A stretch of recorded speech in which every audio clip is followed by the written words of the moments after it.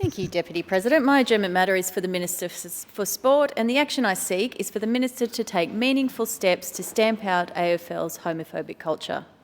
The AFL recently made history, finally losing its title as the only major professional men's sport anywhere in the world to have never had an openly gay or bisexual player, even after retirement.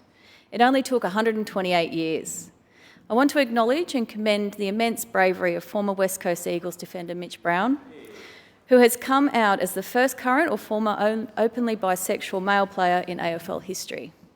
Mitch stayed silent out of fear, citing a culture of homophobia and hypermasculinity that played a big part in his decision to retire.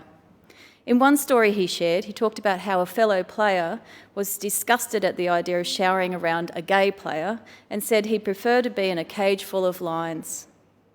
While this is a moment to celebrate Mitch, it is not a moment to celebrate the AFL. In the last year and a half alone, there have been 6 publicised incidents of homophobia within the AFL.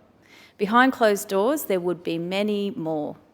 This is a deeply ingrained culture of homophobia in the AFL, and the reality is Mitch is not alone. Around 3.6% of the population and 1 in 10 20 to 24-year-olds report a sexuality other than heterosexuality. The actual percentage is likely to be even higher. This means there are hundreds, if not thousands, of current and former AFL players who aren't straight but remain closeted out of fear. The AFL is Victoria's sport. It's absolutely unacceptable that this is not a safe space for LGBTIQA+ people. Until the AFL's homophobic culture is ripped out of the root and players stop getting a slap on the wrist for using slurs, nothing will change. In the AFLW, there is a proudly large number of players who are part of the LGBTIQA+ community, but spectator culture remains an issue. When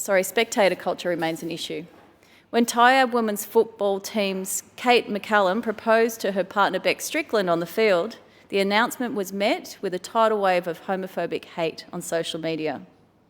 Now, hate isn't funny, but it keeps people in the closet and it puts lives at risk. So I ask, will the Minister take meaningful steps to stamp out AFL's homophobic culture?